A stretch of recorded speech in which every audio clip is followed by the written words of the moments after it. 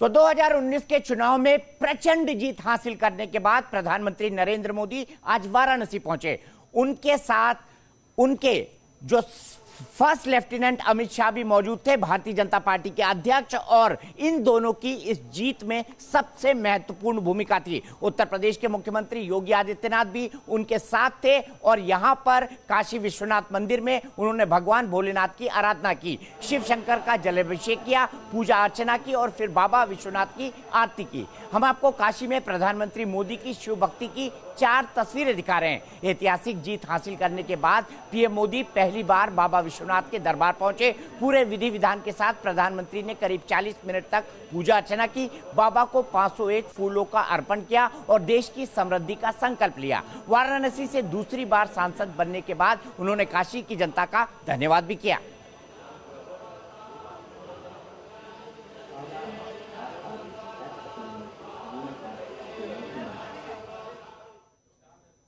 PM Modi ने काशी को अपनी जीत के लिए धन्यवाद दिया तो काशी ने भी बाहें खोलकर उनका स्वागत किया। देश के प्रधानमंत्री और अपने सांसद के स्वागत के लिए बनारस मानो सड़कों पर उतर आया। बीजेपी कार्यकर्ताओं के साथ साथ वाराणसी के आम लोगों ने भी पीएम मोदी का तहे दिल से वाराणसी में स्वागत किया।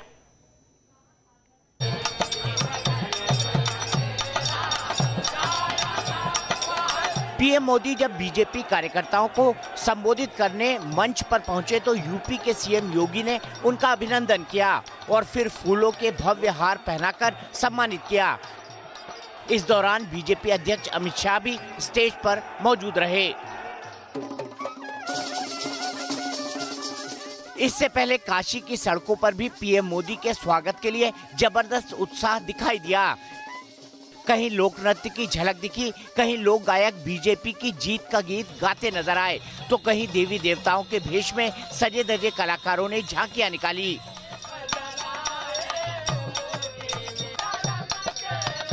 कहना गलत नहीं होगा कि वाराणसी के लोगों ने जिस तरह दिल खोलकर नरेंद्र मोदी के लिए वोट किया था, वैसे ही दिल से उनका स्वागत भी किया। काशी ने किसी भी तरह की कोई कमी नहीं छोड़ी। बन के रउआ आइल बानी, अरे हमन के मेहमान जी, बन के रउआ आइल बानी, हमन के मेहमान जी।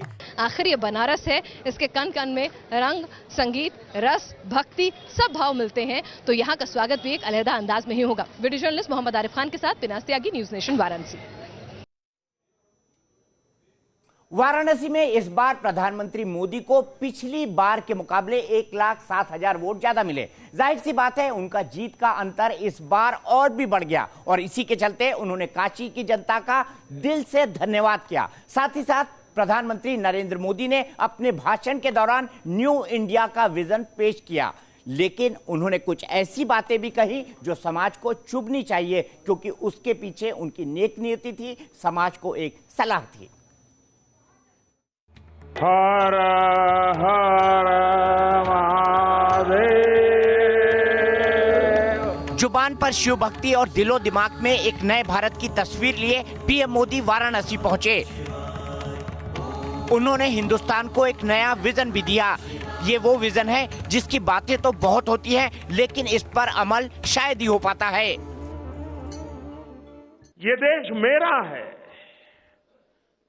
आज भी हमारे देश में एक मानसिकता बन गई। आजादी का आंदोलन चला तो हम देश के लिए मर मिटते थे, लेकिन आजाद होने के बाद स्कूल है तो हम आराम से कहते तो सरकारी स्कूल है, अस्पताल भाई तो सरकारी अस्पताल है। अरे भाई वो सरकारी नहीं है, वो तेरा है, तुम उसके मालिक हो। अपना स्कूटर तो हम इतना बढ़िया दिन में 4 बार साफ करते हैं, 20 साल पुराना हो, कलर उखड़ गया हो, फिर भी बराबर घिस करके चमक चमक करके निकलते हैं। लेकिन सरकारी बस में बैठे और बगल में सीट खाली हो, बातों करने वाला हो न, और नींद आती नहीं हो, तो क्या करते हैं? सीट पे उंगली डालते हैं, भारत माता की जय बोले, और फिर बनारसी पान खा करके। ये कौन से भारत माता की जय है भाई? तो प्रधानमंत्री अपनी जीत की बातें करते हुए भी कार्यकर्ताओं को नसीहत देना नहीं भूले। योग, आयुर्वेद और कुंभ के भव्य आयोजन के बहाने भी पीएम मोदी ने विपक्ष पर तंज कसा। यूपी में बीजेपी की सरकार आने से पहले तक अयोध्या में दिवाली का आयोजन न किए जाने को लेकर भी उन्होंने विपक्ष पर सवाल उठाए और बीजेपी राज में हुए इस आयोजन को विरासत का सम्मान करार दिया। जिनको शर्म आती है वो उनका प्रॉब्लम है। हमें लगता है कि हमारे महापुरुषों ने दुनिया को बहुत कुछ दिया है और जिसकी विरासत भारत के पास है, और इसलिए हम दो बातों को लेकर के चलने का प्रयास करते हैं। एक, इस महान विरासत को, और दूसरा, आधुनिक विजन को। योग हो, आयुर्वेद हो, रामायण सर्किट हो, बुद्धिस्ट सर्किट हो, भारत की महान विरासत है। अयोध्या में दिवाली मनाना इतने साल तक किसने रोका था भाई?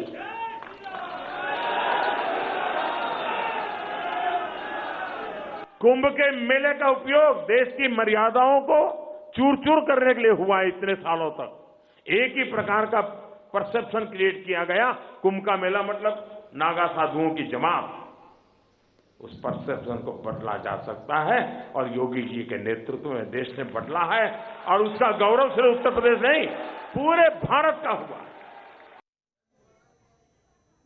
न्यू इंडिया की यह नसीहत सिर्फ देश के आम लोगों के लिए नहीं, काशी में पीएम मोदी ने प्रचंड जीत के मायने भी समझाए और देश की बदलती सियासत की तस्वीर भी पेश की। वो तस्वीर जहां सबकी बात हो, जहां सबके विकास की बात हो और सबके विश्वास का भरोसा हो।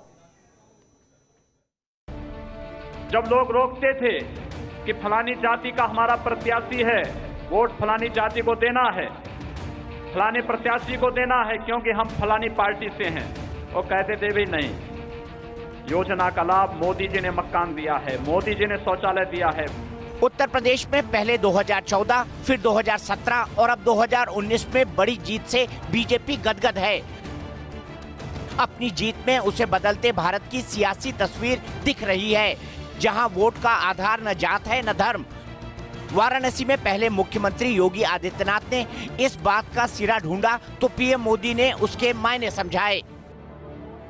20वीं सदी के चुनावों के हिसाब किताब भी गणित और अंक गणित के दायरे में चले होंगे, लेकिन चाहे वो 2014 हो, 2017 हो या 2019 हो, देश के राजनीतिक विश्लेषकों को मानना होगा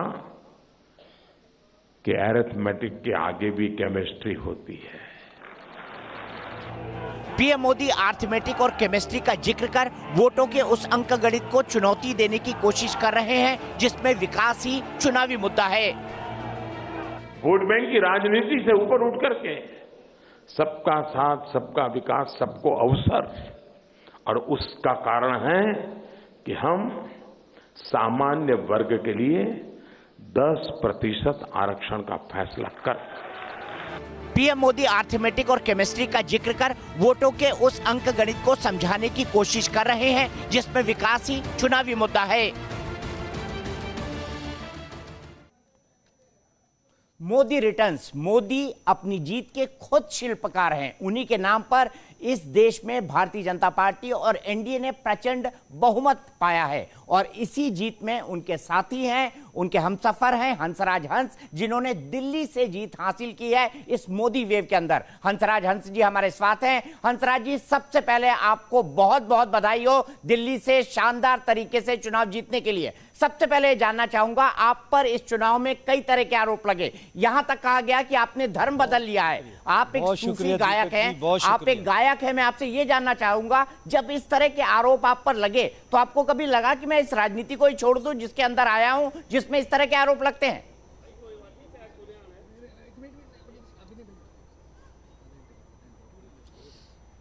क्या करें, बस लोगों का म्यार ही ये है, उनको देखना चाहिए था मैंने संगीत में क्या खिदमत की, मैं एज इंसान कैसा अब तक जिया हूँ। उन्होंने यानी एक सीट के लिए हर हद तक गिर गए, यहाँ तक कि मेरा धर्मवार पहले तो शोशा फैलाया कि मैं बाहर का हूँ, फिर फैलाया कि ये धर्मी कोई और है। करते रहे, पर कोई बात नहीं, जिसका कोई ना हो उसका खुदा है, तो मोदी मोदी हो गई। वो अपने आप को फ़कीर कहते हैं, तो फ़कीरों का रब होता है, परवरदिगार प्रोटेक्ट करता है। आज शान व शौकत से जैसे वो जीते हैं, ये सच की बुनियाद पे जीते हैं।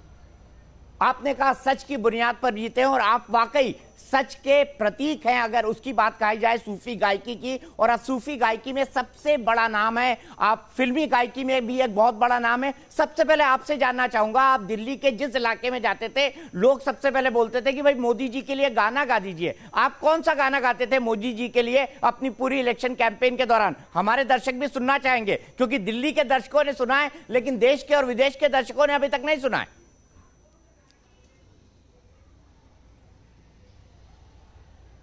हाँ जी दीपक जी, मैं वो गाना गाता था, देश बढ़ता जा रहा दिल मोदी मोदी गा रहा, देश बढ़ता जा रहा दिल मोदी मोदी गा रहा, दिल मोदी मोदी गा रहा, दिल मोदी मोदी गा रहा।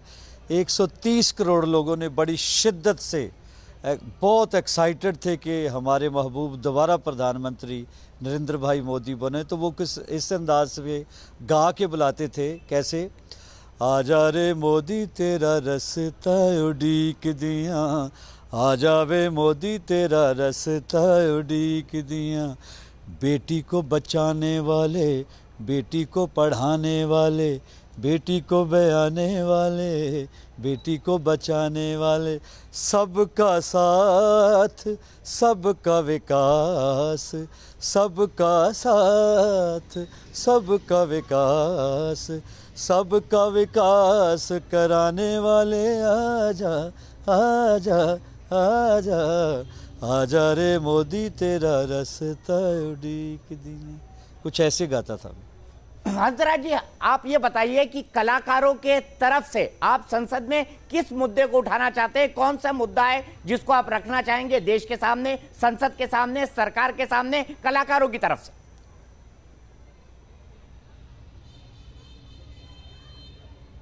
क्योंकि मैं बहुत ही अति गरीब घर में पैदा हुआ, खेतों में काम करने वाले हम लोग, कर्मयोगी मेरे डैडी थे, मेरे वालिद थे, मेरे पिताजी थे अर्जुन दास जी।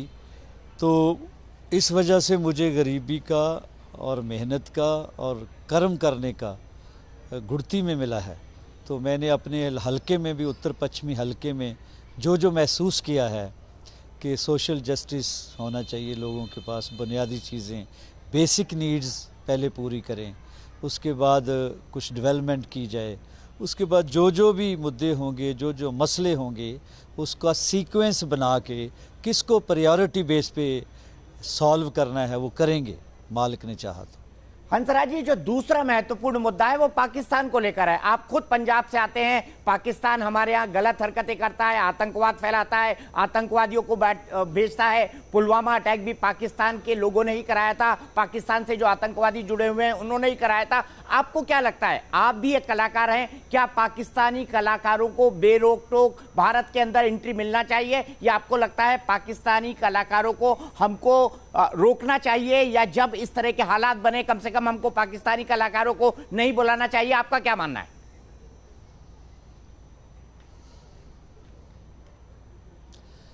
देखो, आपको याद होगा 2014 में जब ओथ ली साहिब श्री ने, मोदी साहब ने, तो उन्होंने पाकिस्तान के वज़ीर आज़म को बुलाया था मेहमान ख़ुसूसी तौर पे। तो फिर उधर भी उनको मिलने गए थे। उन्होंने बताया था कि हिंदुस्तान, भारत के लोग मोहब्बत के कायल हैं, अमन के कायल हैं, लेकिन जब उधर से शरारतें बंद नहीं हुई, पुलवामा कांड के बाद फिर इस बब्बर शेर ने बताया कि हिंदुस्तान की गैरत अभी मरी नहीं है। तो उसमें पॉलिटिशियन या उसकी पॉलिसी के और आतंकवाद के ख़िलाफ़ उन्होंने हमला किया। आम लोग जो थे, आर्टिस्ट लोग हैं या आम लोग हैं, उनसे ना मोदी साहब नफ़रत करते हैं, ना हमारी आर्मी नफ़रत करती है, ना हमारे लोग नफ़रत करते हैं, आपस में बहुत मोहब्बत रखना चाहते। लेकिन कोई भी मुल्क दुनिया का हिंदुस्तान की तरफ अगर ऐसे करेगा तो मोदी साहब ने मैसेज दे दिया कि अब बालाकोट वाला हादसे के बाद कोई जुर्रत नहीं करेगा, कोई भी मुल्क ऐसी दोबारा करने की, रिपीट करने की। हमें ऐसा ही प्रधानमंत्री चाहिए था। ठीक है, हंसराज हंस जी, आखिरी सवाल।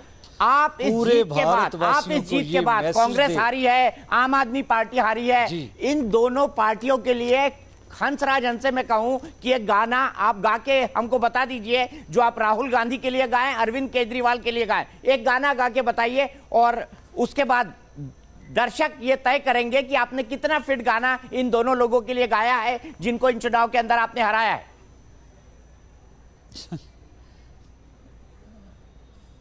गाना तो मैं गाता ही हूँ। एक मशवरा है कि आप हमारे साहिब को बुरा कहने की बजाय, इल्ज़ाम गोई करने के बजाय, हर हद तक गिर जाने की बजाय उनकी लाइफ को फॉलो करो, उनके किरदार को, उनके करैक्टर को, उनकी मेहनत को, उनकी एनर्जी को। 20 साल से उस शख्स ने छुट्टी नहीं की, अपने लिए कुछ नहीं करते, सिर्फ इस मुल्क के लिए करते हैं। उनको फॉलो करो, आपको भी मालिक करेगा।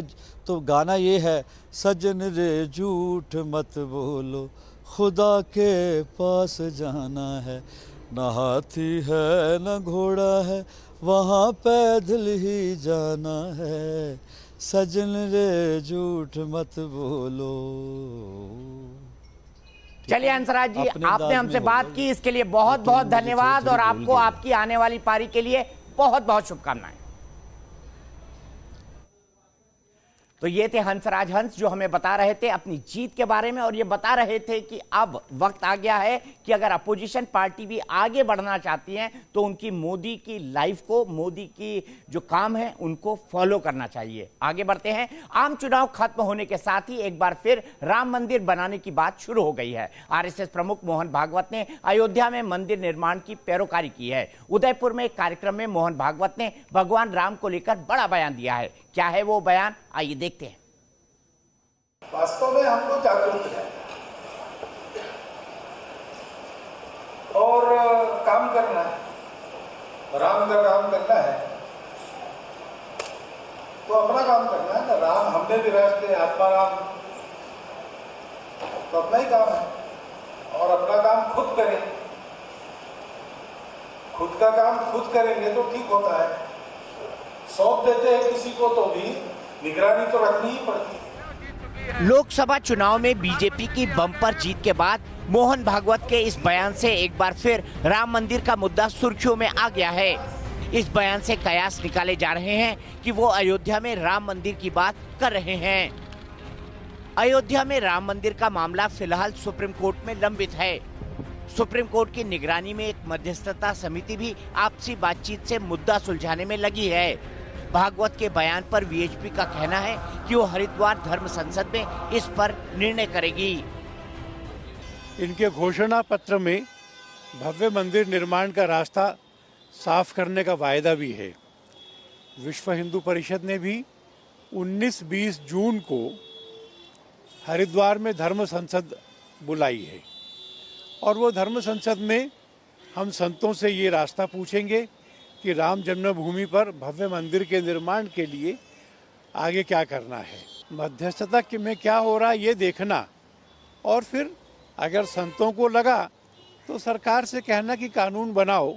वो कानून बनाने का रास्ता सुप्रीम कोर्ट में मुकदमे का लंबित होना इससे बाधित नहीं होता है।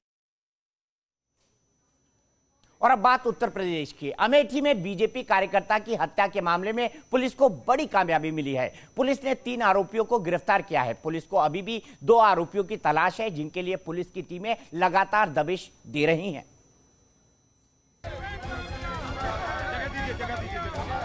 स्मृति ईरानी ने जिस बीजेपी कार्यकर्ता का शव अपने कंधे पर उठाया था, पुलिस ने उसके कातिलों को गिरफ्तार करने का दावा किया है।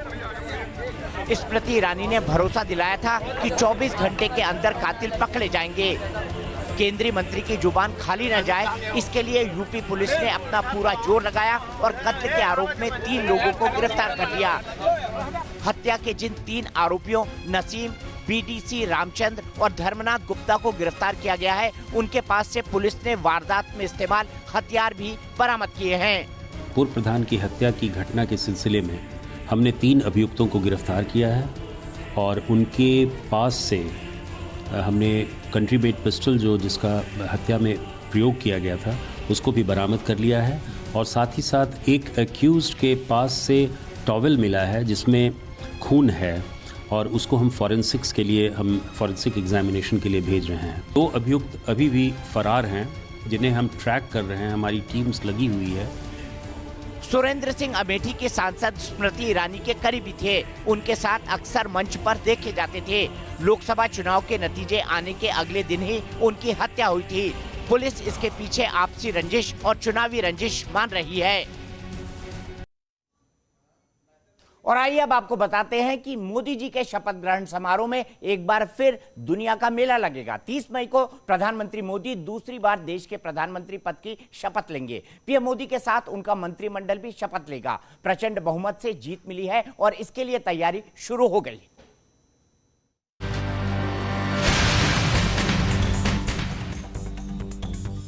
मैं नरेंद्र दामोदर दास मोदी ईश्वर की शपथ लेता हूं कि मैं विधि द्वारा स्थापित भारत के संविधान के प्रति सच्ची श्रद्धा और निष्ठा रखूंगा। देश एक बार फिर प्रधानमंत्री मोदी की ताजपोशी का इंतजार कर रहा है। भारी बहुमत से जिताकर लोगों ने एक बार फिर पीएम मोदी को देश की जिम्मेदारी सौंपी है। अब बड़ी जीत है तो राज तिलक की तैयारी भी बड़ी होनी चाहिए। प्रधानमंत्री मोदी 30 मई को शाम 7 बजे शपथ लेंगे। शपथ ग्रहण समारोह राष्ट्रपति भवन में होगा। ये भी जानकारी मिली है कि प्रधानमंत्री मोदी के साथ कैबिनेट मंत्री और राज्य मंत्री भी शपथ लेंगे। हालांकि पीएम मोदी की नई टीम में कौन कौन चेहरे शामिल होंगे ये तय नहीं है, लेकिन पिछली सरकार में मंत्री रहे कुछ मंत्रियों को फिर से शामिल किया जा सकता है। तो हमने आपको बताया कि एक बार फिर से 2014 की तरह दुनिया का मेला इस शपथ ग्रहण समारोह में लगेगा। कौन कौन आ रहे हैं आइए आपको ये बताते हैं। शपथ ग्रहण समारोह को इस बार 2014 से ज्यादा भव्य बनाने की तैयारी चल रही है। शपथ ग्रहण समारोह को शानदार बनाने और दुनिया को संदेश देने के लिए बिम्स्टेक के राष्ट्राध्यक्षों को आमंत्रित किया गया है। बिम्स्टेक में भारत समेत दक्षिण एशिया और दक्षिण पूर्व एशिया के 7 देश शामिल हैं। इनके अलावा भारत ने किर्गिस्तान के राष्ट्रपति और मॉरिशस के प्रधानमंत्री को भी शपथ ग्रहण समारोह में शामिल होने का न्योता दिया है। बिम्स्टेक इसलिए क्योंकि उसके अंदर पाकिस्तान शामिल नहीं है, यानी कि पाकिस्तान को प्रधानमंत्री नरेंद्र मोदी के शपथ ग्रहण समारोह में शामिल होने का न्योता नहीं दिया गया है। और साथ ही साथ हम आपको ये बता दें कि बिम्स्टेक का भी चयन इसीलिए हुआ है क्योंकि उसका सदस्य देश पाकिस्तान नहीं है।